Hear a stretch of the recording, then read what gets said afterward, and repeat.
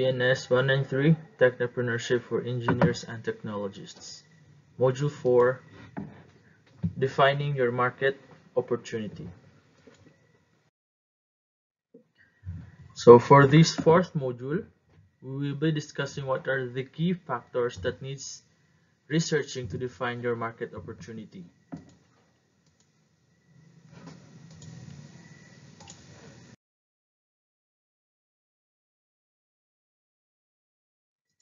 So by the end of this module, you should be able to define your market opportunity and perform market research.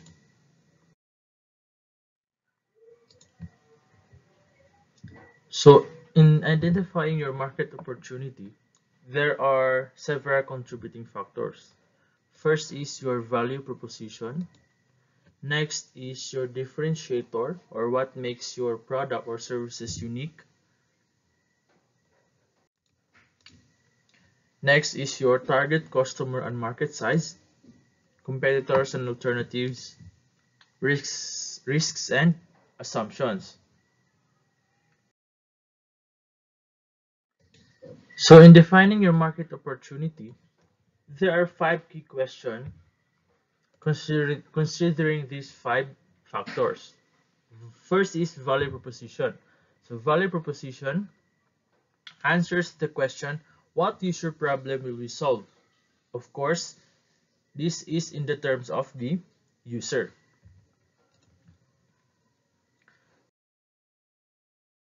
So value propositions is starting with a problem statement.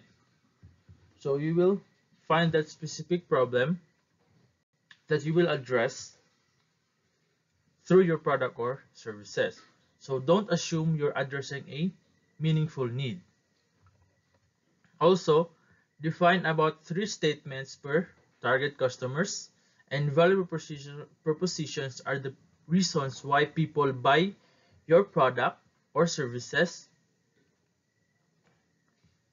and your features and functions made it possible. So value propositions are from the user's perspective: individual, compelling, collectively exhaustive, relevant to me if I were the customer. So not trivial. So kasi if I were the customer, I will not entertain or I will not buy product that is only trivial. So it must be a significant and has value to me. Not a business benefit, not a solution description, not a list of features.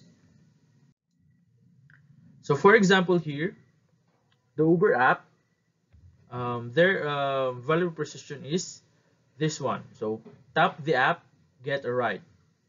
So with just these few words, you can understand the importance and value of the business or the app.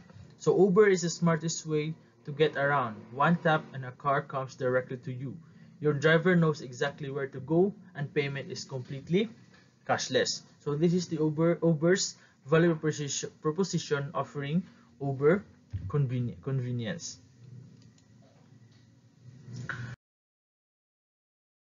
So next is your differentiator. So what is our unique sustainable advantage? So differentiator must be unique for your services and products. So this will make your service or product stand out or different among other competitors. So unique, not otherwise available to the customer. Also, your product must be sustainable and advantaged, meaning your competitors cannot easily replicate your product or services. So it is only available to your company offering those products or services.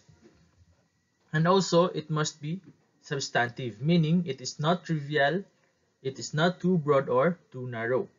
So your differentiator is why your customers chose you, and your value proposition is the reason why they stay in buying or purchasing your services.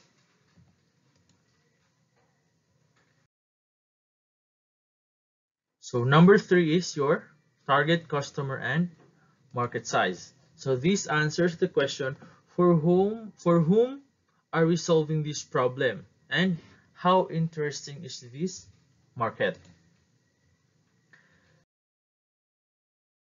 So for your target customers, you likely have multiple complementary target customers. So you must have target multiple customers, of course, para marami kang buyer or consumer, and of course they must have a certain factor that they are in complementary.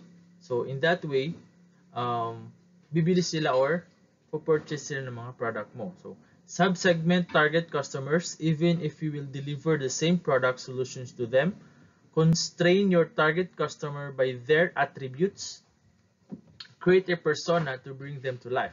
So these are the attribute examples. So age range, gender, socioeconomic, geography, goals and values, motivators and inhibitors, technology, and comfort and preference.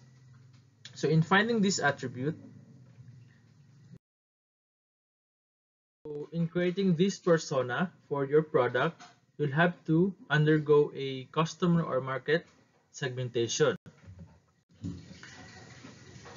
The main bases of segmentation are geographic, demographic, behavioral, and psychographic.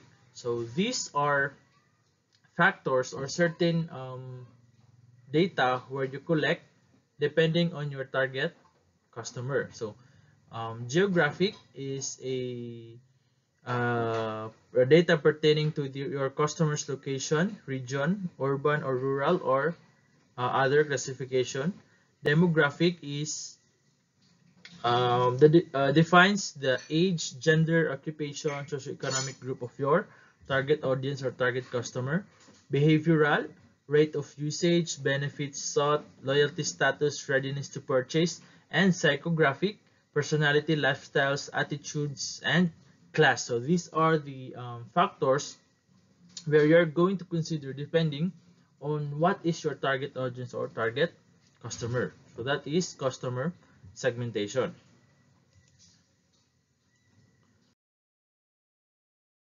So market size, use real data over assumptions whenever possible. So show restraint, but make sure the opportunity is still interesting. Show a range of several scenarios and or annual sequence. Illustrate your sizing in highly readable form. So this is where you define your TAM, SAM, and SOM. So TAM is the total addressable market. The TAM is the value of the entire market or the total possible demand for your product or service. SAM, or serviceable addressable market, is the portion of the TAM that you can actually reach with your product or service, typically limited by geography and demographics. So this is where the segmentation comes in. So your product will be defined by your segmentation. So and then SOM, or share of market, is also called serviceable obtainable market, is the portion of the SAM that you will acquire with your product or service. So this is your short-term target. So for example, say you're introducing a new type of organic fair trade coffee. So your TAM here for your coffee product is everyone who drinks coffee everywhere in the world. In other words, the total coffee market. So every single person that loves coffee or drinks coffee is your is included in your total coffee market. So if there are 100 million people in the world and 80% are coffee lovers, so that 80% or 80 million is your TAM, your total available market. Now your SAM, you're starting your distribution in a limited region, say the US, and selling to people who like higher end coffee and are willing to pay little more. So that is your SAM. So this is where your segmentation is considered. So limited region, say the US, so that is demographic, and selling to people who like higher end coffee and are willing to pay a little more. So maybe this is under behavioral or psychographic segmentation. So that is your SAM. So uh, from those 80 million, so how many are high-end coffee lover and willing to pay expensive coffee? And then you have some competition. So hindi lang ikaw yung nagbebenta ng um, high-end or costly na coffee. So you have some competition and you're not likely to obtain a monopoly in the high-end coffee market. So the market share you reasonably expect to acquire is your SOM. So it is the number of customers that will buy your product for your services or acquire your services. So that is TAM, SAM, and SOM.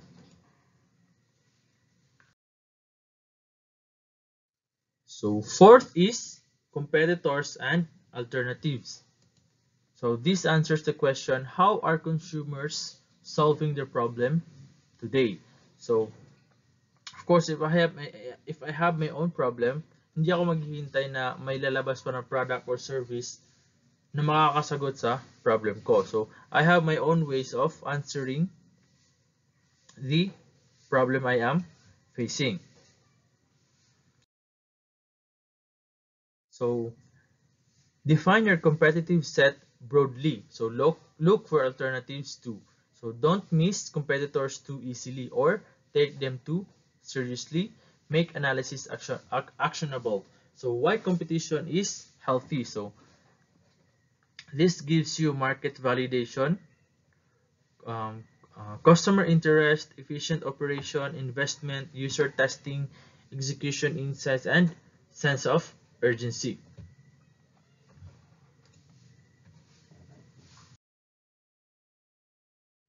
So one of these is product positioning. So this refers to what the consumer thinks of your product when they are making a purchase decision. So for example, lowest price, best service, freshest produce, certified residue free, easy access, high quality. So that is product positioning.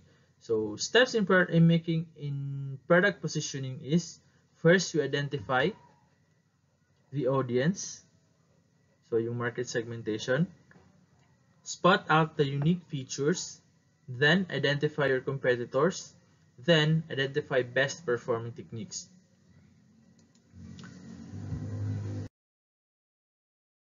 So product positioning map is like this. So it shows the rank or the position of a certain services or product with respect to the target factor or target audience. So um, it may be about quality versus price or any other factors. So for example, we have here mobile companies or car companies. So this is with respect, of course, to the price and its quality. So nangunguna yung Mercedes-Benz. So pinakamahal and also maganda yung quality. So there is Ford, Toyota, and Honda. So they are at a lower price but with good quality. So meron din namang like this one here, low quality and also low price. So that is how you map your product positioning. So you will locate where is your product located.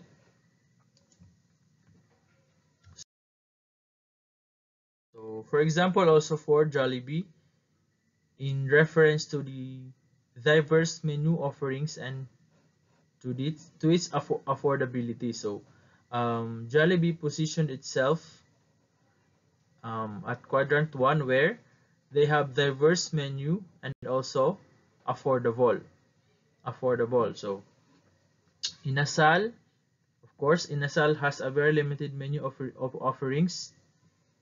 KFC, Greenwich. So that is how you position your product.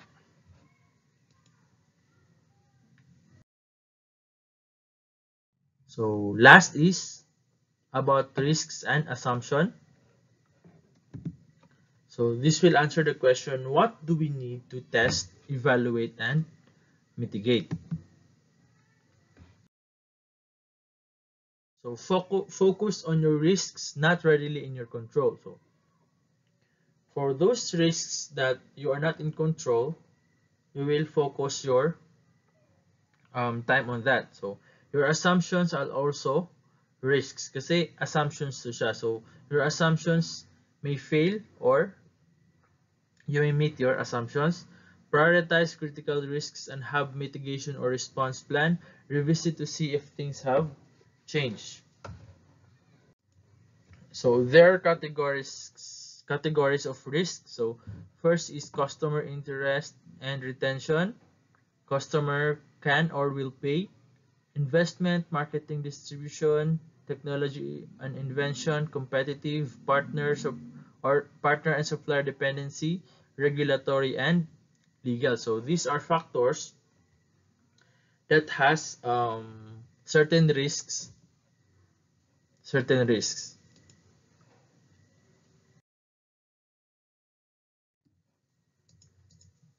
So before you define those requirements for or further implement your product, solution, or feature set, ask yourself these questions.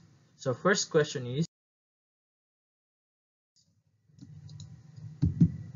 do you have a clear perspective of and a shared understanding in the team for who the solution is intended for? So do you know your customers?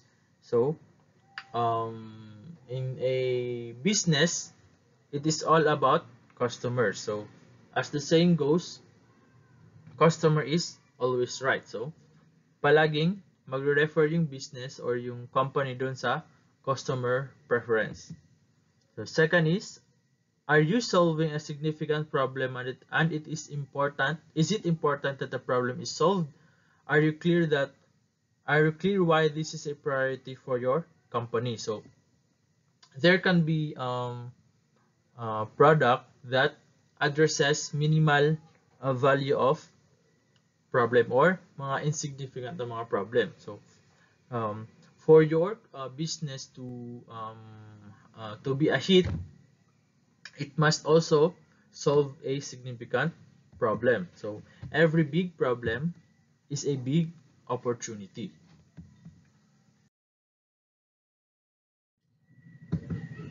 Next is, can you articulate exactly how customers will benefit? Is this a message that can be communicated to them in a compelling way? So customer value is equal to benefits minus cost. So customers will buy your product as long as meron siyang magiging na benefit despite spending some amount of money. So customer perceived value, total customer benefit, total customer cost. So personal benefit, product benefit, service benefit, image benefit. So monetary cost, psychic cost, energy cost, and time cost.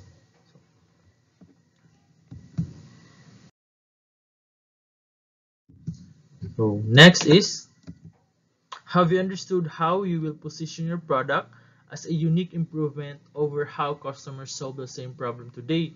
So this is where your product positioning map comes in. Next is, do you have one type of end user or customer?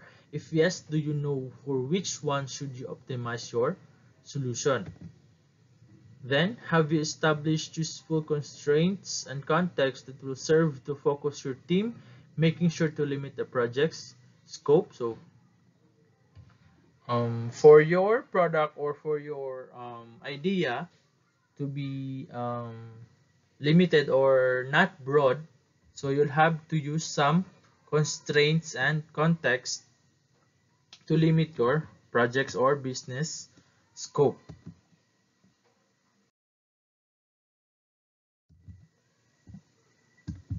Next is, do you know what risks might derail your initiative? Do you know how you are going to deal with them should they eventuate? So there are factors contributing to business risk. So these are uncertainty about sales, uncertainty about sale price, uncertainty about input cost, fixed operating cost, foreign risks exposure.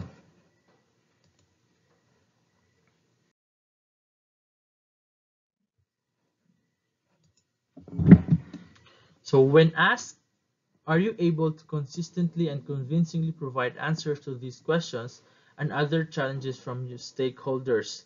So if no, then take a step back to thoroughly define your opportunity before proceeding further. So in defining or um, identifying a market opportunity, you must always undergo a market research.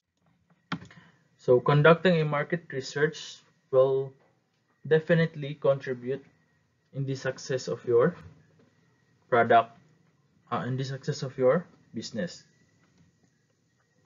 So market research is the key.